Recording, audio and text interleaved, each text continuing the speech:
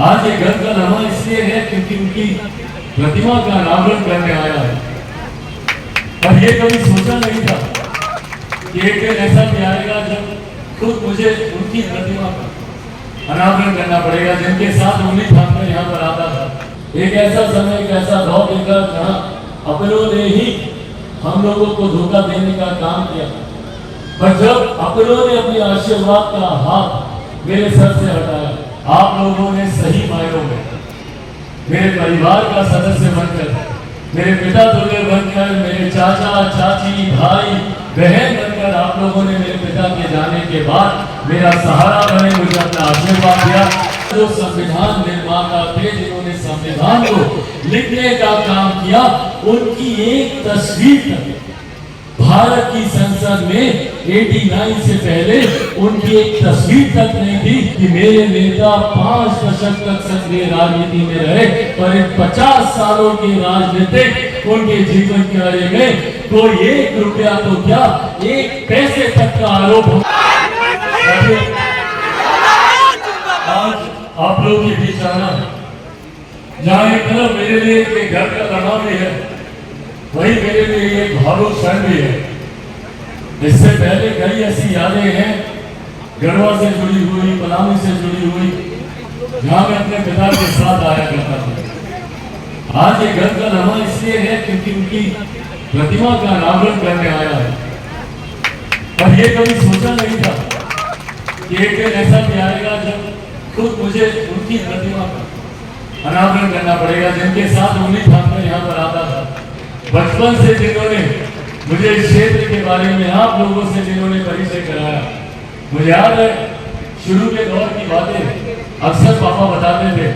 कैसे वो साइकिल पर ही पूरा क्षेत्र घूम जाया करते थे। बल्कि यही गढ़वा की उन्होंने एक बात उन्होंने बताई, कोई कार्यक्रम था, उस कार्यक्रम के बाद यहीं पर सब लोग यहाँ पर खटिया डालकर यहीं पर सब लोग खुले आसमान के नीचे सोइए। तमाम बातें उन्हीं से सीखी, उन्हीं से जानी। उन्होंने ही आप सबसे मेरा वो परिचय कराया। और आज जब वो हम लोग के बीच नहीं है, आप लोगों ने सही मायनों में मेरे परिवार का सदस्य बनकर, मेरे पिता तुल्य बनकर, मेरे चाचा चाची भाई बहन बनकर आप लोगों ने मेरे पिता के जाने के बाद मेरा सहारा बने, मुझे अपना आशीर्वाद दिया, मुझे अपना कराया। और इसके लिए मैं धन्यवाद नहीं कहूँगा, परिवार के लोगों को धन्यवाद नहीं कहा, पर हकीकत है पिछले 2-3 साल व्यक्तिगत तौर पर भी मेरे लिए बहुत कठिन रहे। मैंने, मेरी पार्टी ने, मेरे परिवार ने कई उतार चढ़ाव देखे। एक ऐसा समय, एक ऐसा दौर देखा जहाँ अपनों ने ही हम लोगों को धोखा देने का काम किया, पर जब अपनों ने अपने आशीर्वाद का हाथ मेरे सर से हटाया, तो उस वक्त आप सब सामने आए मेरे परिवार के सदस्य बनकर, और ना सिर्फ आशीर्वाद का हाथ मैंने सर पर रखा, बल्कि मेरा हाथ पकड़कर, जैसे मेरे पिता मेरा हाथ पकड़कर मुझे हर कदम यहाँ से आगे लेकर जाते थे, ऐसे ही आप लोगों ने मेरा हाथ पकड़कर मुझे आगे लेकर आने का आप लोगों ने काम किया। मेरे नेता, मेरे पिता आदरणीय रामविलास पासवान जी जब तक जीवित थे, उन्होंने हर संभव प्रयास किया कि कैसे अपने समाज को, अपने प्रदेश को, अपने देश को विकास की राह पर तीव्र गति से आगे लेकर। जिस मंत्रालय का उनको कार्यभार मिला, हर मंत्रालय के माध्यम से उन्होंने ये प्रयास किया कि कैसे जन कल्याण से जुड़ी हुई योजनाओं को धरातल पर उतारा जाए। आज जब हम लोग वीर बाबा चौहान की प्रतिमा के अनावरण के लिए यहाँ पर आए, आज जब हम लोग उनके आदर्शों को, उनके सिद्धांतों को अपने जीवन में अपनाने की कसम यहाँ पर खाते हैं, तो वही वीर बाबा चौहान के सिद्धांतों पर चलते हुए, उनके विचारों से सीखते हुए उन्होंने हर वो संभव प्रयास किया जहाँ पे समाज में एकता, भाईचारे के साथ साथ ये समाज कैसे मुख्य धारा के साथ जुड़े, कैसे हमारा क्षेत्र, हमारा प्रदेश मुख्य धारा के साथ जुड़े, उन्होंने वो हर संभव प्रयास किया। आज मुझे गर्व होता है भैया, जब मैं अपने युवा साथियों के हाथ में, अपने बुजुर्गों के हाथ में, महिलाओं के हाथ में जब ये मोबाइल फोन देखता हूँ, मुझे याद है कि मेरे नेता, मेरे पिता संचार मंत्री थे, उस वक्त नया मोबाइल फोन को लाने की चर्चा हो रही थी। हम बात कर रहे हैं 2000 की, 1999, 98 की। उस वक्त ये सब चर्चा हो रही, और वो एक ऐसा दौर था जब गिने चुने जो अमीर लोग हैं सिर्फ उन्हीं के हाथ में मोबाइल फोन होता था। उस वक्त मेरे नेता ने ये कसम खाई थी और उन्होंने कहा एक दिन ऐसा आएगा जब हर रिक्शा वाला, हर ठेला वाला के हाथ में भी मोबाइल फोन होगा। उन्होंने कहा ये दिन बैंगन के भाव मोबाइल फोन बिकेगा, उस दिन की मैं कल्पना करता हूं। और आज उनकी ये सोच जमीन पर है, धरातल पर है। ये सोच मेरे नेता आदरणीय रामविलास पासवान जी, रेल मंत्रालय की जिम्मेदारी हो या विभिन्न और मंत्रालयों के माध्यम से आज डॉक्टर बाबा साहेब भीमराव अम्बेडकर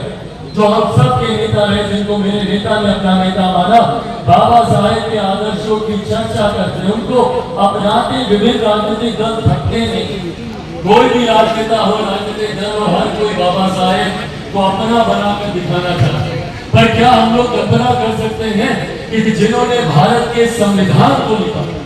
डॉक्टर बाबा साहेब भीमराव अम्बेडकर जो संविधान निर्माता थे, जिन्होंने संविधान को लिखने का काम किया, उनकी एक तस्वीर तक भारत की संसद में 89 से पहले उनकी एक तस्वीर तक नहीं थी। डॉक्टर बाबा साहेब भीमराव अम्बेडकर जी का पहला तैलचित्र भारत की संसद में लगवाने का काम हमारे नेता आदरणीय रामविलास पासवान जी, वो उस वक्त श्रम एवं कल्याण मंत्री थे, वीपी सिंह जी की सरकार थी और वो श्रम एवं कल्याण मंत्री थे। उस वक्त ना सिर्फ उनका तैलचित्र लगाने का काम किया, बल्कि आज जब हम लोग गर्व से बोलते हैं भारत रत्न डॉक्टर बाबा साहेब भीमराव अम्बेडकर, उनको भारत रत्न दिलवाने का काम हमारे नेता आदरणीय रामविलास पासवान जी ने। साथियों,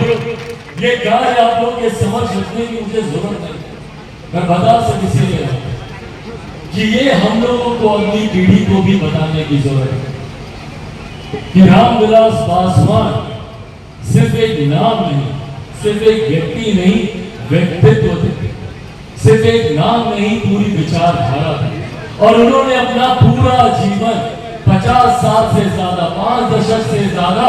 सक्रिय राजनीति को उन्होंने समर्पित करने का उन्होंने काम किया। और उनका पुत्र होने के नाते, उनका अंश होने के नाते उन्हीं के संस्कार है मुझमें, और मुझे इस बात का गर्व होता है कि मेरे नेता 5 दशक तक सक्रिय राजनीति में रहे और इन 50 सालों की राजनीतिक उनके जीवन कार्य में कोई 1 रुपया तो क्या 1 पैसे तक का आरोप हमारे नेता आदरणीय रामविलास पासवान जी करेंगे। ये हम लोगों को सीखने की जरूरत है और अगली पीढ़ी को इन विचारों को सौंप जाने की जरूरत है। कई उतार चढ़ाव हमारे नेता ने अपने जीवन में देखे, कई बार वो आगे बढ़े, कई बार अलग अलग शक्तियों ने उन्हें पीछे खींचने का प्रयास किया, कई बार उन्हें कई कठिन परिस्थितियों से गुजरना पड़ा। कई लोग जो उनको आगे बढ़ता हुआ देखना नहीं चाहते थे, उन्होंने हर संभव प्रयास किया कि कैसे उनकी राजनीतिक हत्या करवा दी जाए, कैसे उनको समाप्त कर दिया जाए, कैसे उनको मुख्यमंत्री बनने ना दिया जाए, और तमाम तरीके का सामर्थ्य होने के बावजूद कैसे उनको देश के सर्वोच्च पद पर भारत का प्रधानमंत्री बनने से रोका जाए। तमाम शक्तियों ने पूरी अपनी ताकत लगा दी ताकि वो आगे बढ़ना। आज जब आप लोगों के बीच में यहाँ मौजूद हैं, यह आग्रह करना चाहते, जरूरत है हम सबको एकजुट होने, जरूरत है हम सबको एकत्रित होने, और जरूरत है अपनी ताकत को पहचानने। कई ऐसे उदाहरण है, ये राजनीतिक मंच नहीं है, मैं कोई राजनीतिक चर्चा नहीं करूंगा, पर कई ऐसे लाइव बिहार YouTube पर सब्सक्राइब और Facebook पर लाइक जरूर करें।